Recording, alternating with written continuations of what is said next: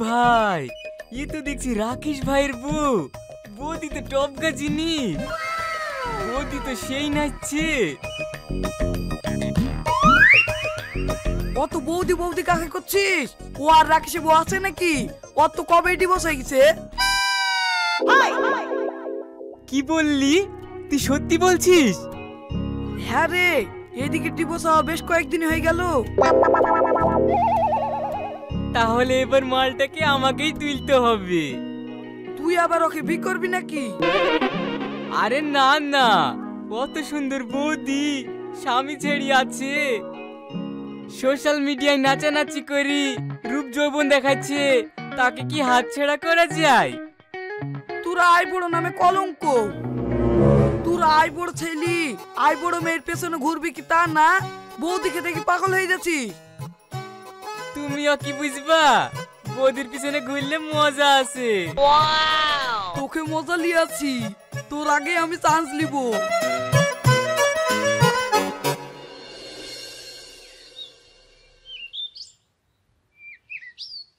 ওহ কি জিনিস, পাড়ায় এইরকম একটা সুন্দরী মাল এইভাবে নাচছে। ওহ কি লাগছে সত্যি। সত্যি ভাই, খাসা জিনিস, কি ফিগার। চুপ কর, তুই অনেক ছোট আছিস, এইসবে তুই কি বুঝিস?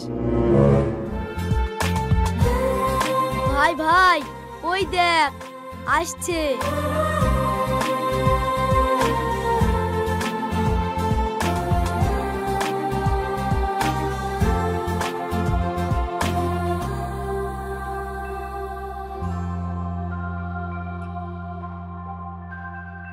কি গো, একা একাই নাচবে নাকি?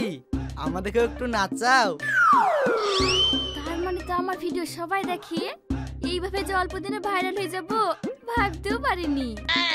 এখন থেকে আমাকে বেশি বেশি করে ভিডিও বানাতে হবে। কি যে বলো।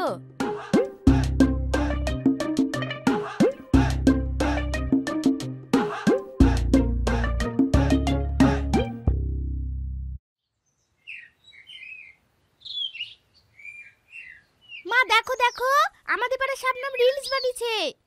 কই দেখি।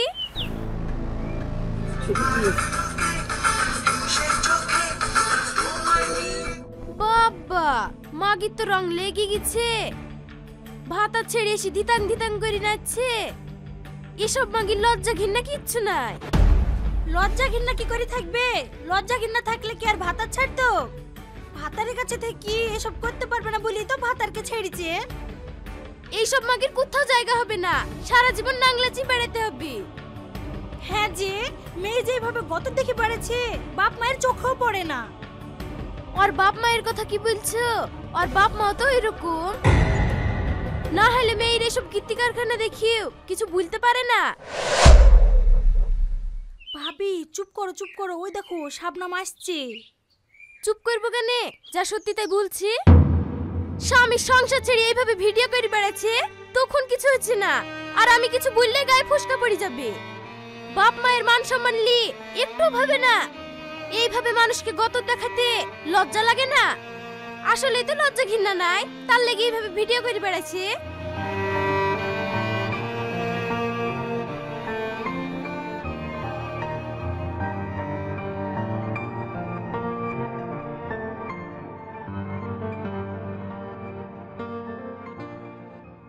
কিরে শাবনাম, কোথায় যাচ্ছিস?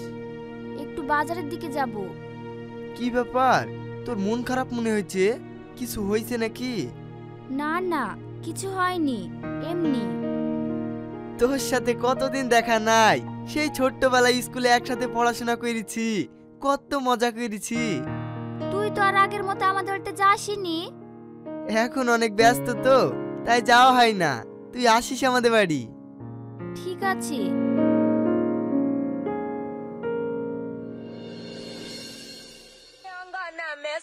स्विमिंग पूल बनावई हा नाउ ओरिजिनल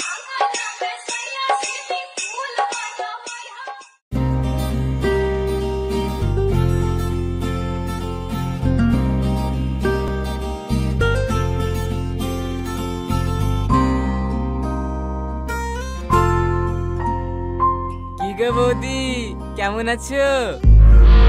কে তুমি? ঠিক চিনতে পারলাম না তো। বৌদি, তুমি তো এখন স্টার, তোমাকে এখন সবাই চিনবে। তুমি কি সবাইকে চিনতে পারবে? তোমার আমি ফ্যান, তোমার নাম্বারটা পাওয়া যাবে? কে তুমি? চেনা নেই জানা নেই, তোমাকে কেন নাম্বার দিব? আরে বৌদি, তোমাকে আমার ভালো লেগেছে, নাম্বারটা একটু দাও না, তোমার সাথে কথা বলবো। সব মেয়েকে খারাপ ভেবো না, তোমার সঙ্গে কথা বলার জন্য আমি বসে নেই। যত সব ফালতু ছেলে। বাবা, এত ভাব কাকে দেখাচ্ছ?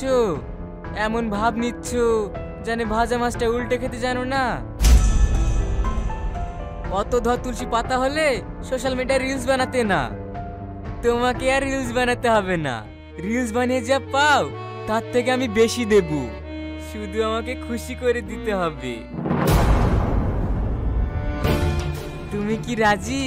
রাজি থাকলে বলো। ছি, তুমি এত নোংরা মনের মানুষ, এইসব কথা বলতে তোমার মুখে একটু বাঁধলো না। আমি তো ঠিকই বলেছি, তোমার ক্যারেক্টার যা, তুমি তো এটারই যোগ্য। হ্যাঁ হ্যাঁ, তুমি ঠিকই বলেছো, আমি এটা শোনারই যোগ্য। সব আমারই ভুল।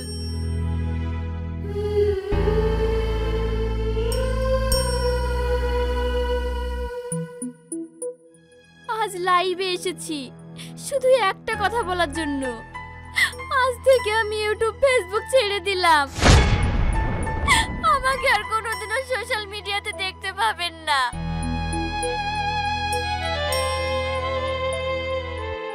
আমি ভিডিও বানাবো না, আমি ভিডিও বানালে সবাই আমাকে খারাপ বলে। পাড়ার কাকিরা পর্যন্ত আমাকে খারাপ কথা বলতে ছাড়ে না। অনেকেই খারাপ ভেবে খারাপ কিছু বলে। আমি আর সহ্য করতে পারছি না। সবাই ভালো থাকবেন, এটাই আমার শেষ ভিডিও। মেয়েটা কত সুন্দর ভিডিও বানাতো, দেখতে মজা লাগতো। এত করে মেয়েটার পেছনে লাগলে হয়, ভিডিও করাই ছেড়ে দিল। আরে ভাই, তুই এত দুঃখ করছিস কেন? এটা ওদের কন্টেন্ট। ভিডিওতে ভিউ হয়েছে না বলি কে দি কলা করছে, জানে লোকে দেখে। না রে না, ভিডিওটা দেখি মনে হলো যে ও অভিনয় করছে। মেয়েটা মনে হয় সত্যি আঘাত পেয়েছে, না হলে কেউ ওইভাবে কান্না করবে না। লে অত দুঃখ করিসনি। ডিটি বাংলা মিউজিকে ওর মেলা শর্ট ভিডিও আছে, মন খারাপ করলে দেখিলিস। কি আর করবো, ও যদি ভিডিও নাই করে তাহলে ওই ভিডিওগুলাই দেখতে হবে।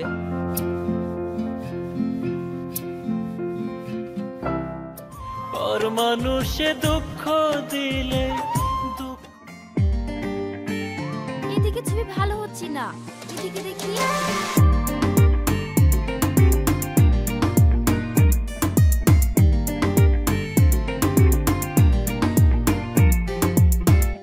বুড়ি, একটু এদিকে আয় তো। আসছি মা, এই রিলসটা পোস্ট করে আসছি। ঠিক আছে, তাড়াতাড়ি আয়।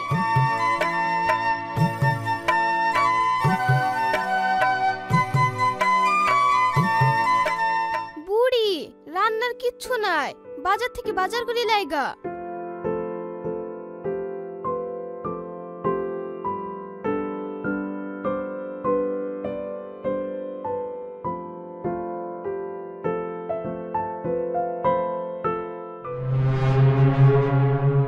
মাগির লজ্জা ঘৃণা কিচ্ছু নাই, ধোয়া ঘাটে ধুয়ে এসছি। সেদিন কাঁদতে কাঁদতে বলছে ভিডিও আর করবো না, ছেড়ে দিলাম। আবার তো ভিডিও করা শুরু করেছে। এইসব নাকামো করতে লজ্জা লাগে না? চাচি, তুমি না জেনে শুনে জাতা মাতা ভুলবা না। আমার যা ভালো লাগে আমি তাই করব। তোমাদের কত দেখতে হবে না। হ্যাঁ, আমরা দেখবো না, চোখ বন্ধ করে থাকবো। তোমার দেখে দেখে যখন আমার মেয়েটা শিখবে তখন আমরা কি করব?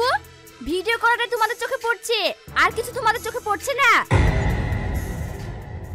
পাড়া গ্রামে তো আরো কত কিছু ঘটছে, কে কার কাছে যাচ্ছে সেগুলো তো তোমাদের চোখে পড়ছে না? বাবা, তোর তো দেখছি কথা ফুটেছে। পাড়ার মেয়েকে একটু কিছু বলাও যাবে না।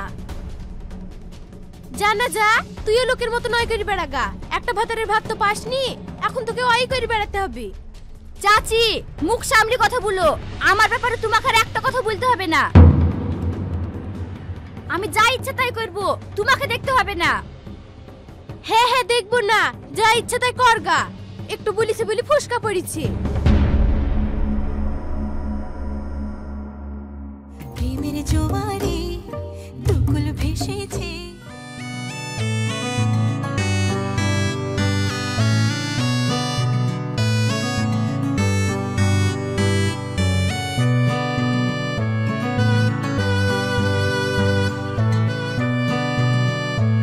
দেখ দেখ সেই মেয়েটা, সেদিন ওর টিকটক দেখলাম।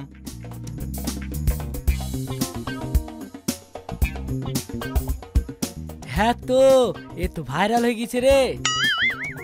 চ চ ওর সাথে দুটো সেলফি তুলে আসি। ঠিক আছে চ।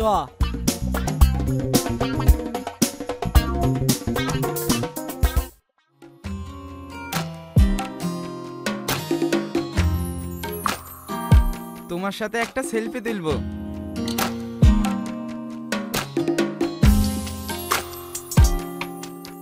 থ্যাঙ্কস।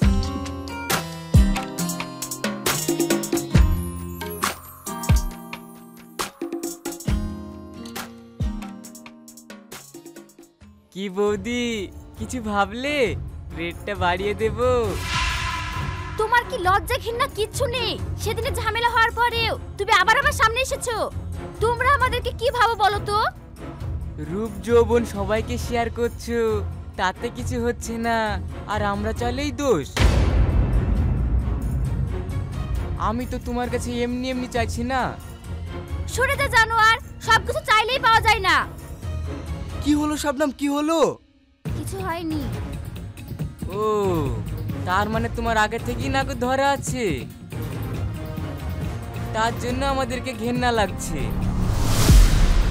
এসব কি বলছিস শয়তান? মুখ সামলে কথা বল। ডুবে ডুবে জল খাবে, আবার বলতে গেলেই দোষ। কি হয়েছে গো, কি হয়েছে? আমি ভিডিও বানাই বলে বেশ কিছুদিন থেকে আমাকে ডিস্টার্ব করছে। এই এখান থেকে সর, আর কোনোদিন ওকে ডিস্টার্ব করবি না। যদি আর কোনোদিন ওকে ডিস্টার্ব করিস তাহলে তোর কপালে কষ্ট আছে। বুঝতে পেরেছি আমাকে কেন তাড়িয়ে দিচ্ছিস। আমি আছি বলে তোদের ডিস্টার্ব হচ্ছে। আমি চলে যাচ্ছি, তুই ভালো করে মজা নে।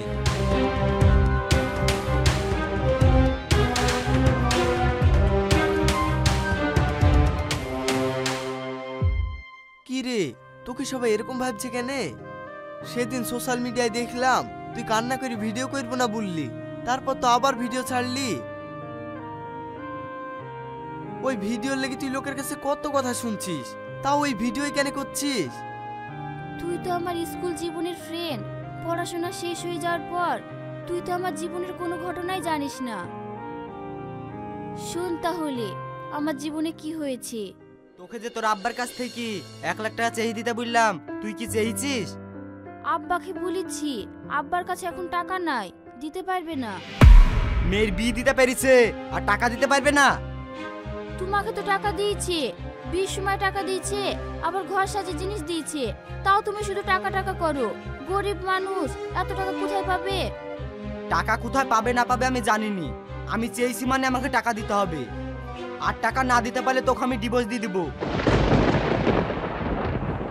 তুই আমার বাড়ি থেকে বেরিয়ে যা। টাকা দিতে পারিনি বলি তুমি আমাকে বাড়ি থেকে বের করে দিবা? আমি বাড়ি থেকে বেরাবো না, তুমি বের করে দাও দেখি।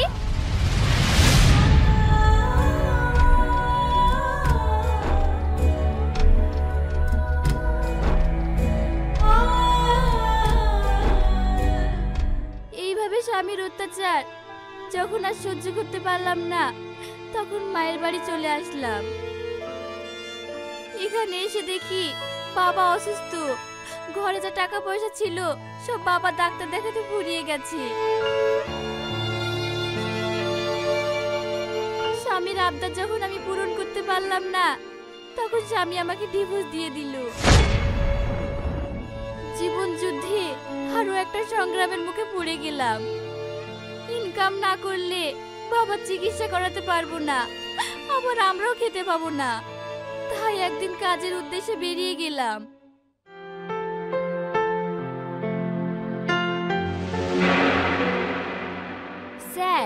আপনারা তো চাকরি নোটিশ করেছিলেন, আমার চাকরির খুব প্রয়োজন, তাই আমি আপনাদের অফিসে এসেছি। মালটা তো দেখতে ঝাক্কাস, চাকরিটা খুব দরকার না? স্যার, আমার স্বামী আমাকে ডিভোর্স দিয়েছে, আমার বাবা বাড়িতে অসুস্থ, চাকরিটা খুব দরকার। চাকরি হয়ে যাবে, চাকরি নিয়ে তোমাকে অত ভাবতে হবে না। কিন্তু কিন্তু কি? তোমাকে আমার সঙ্গে পার্সোনাল সময় কাটাতে হবে। বুঝতেই পারছো পার্সোনাল সময় কাটালে কি কি হবে। তুমি কি রাজি? না, এইরকম নোংরা কাজ করে আমার চাকরি নেওয়ার কোনো দরকার নেই। আমার চাকরি লাগবে না। মেয়ে হয়ে যেখানে চাকরির জন্য গিয়েছি সেখানেই প্রতারিত হতে হয়েছে। তারপরে চাকরির আশা ছেড়ে দিলাম, একদিন একটা বাড়িতে কাজে লাগলাম।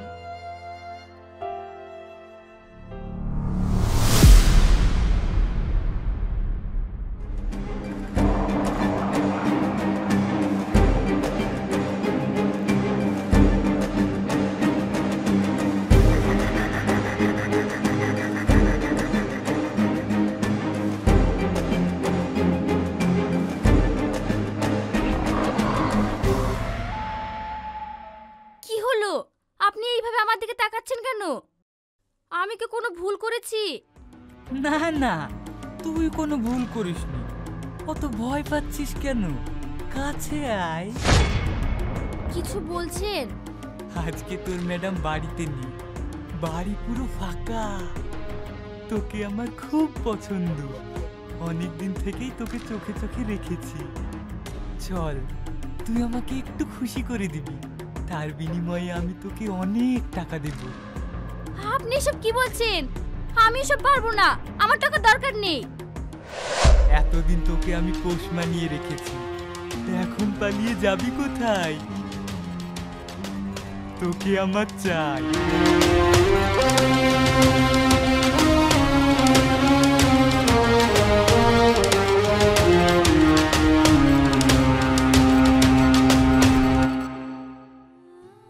এরপর থেকে অন্যের বাড়িতে কাজ করাও ছেড়ে দিলাম।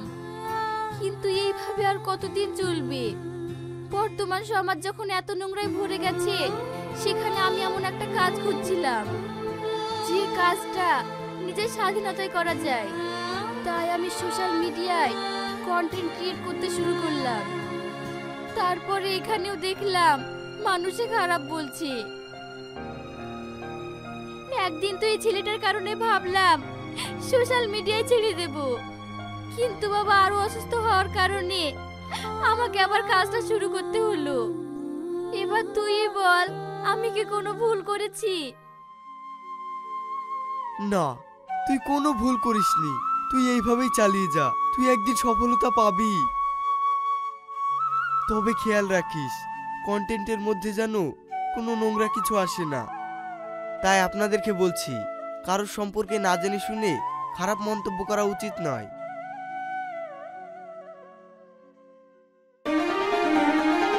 DD1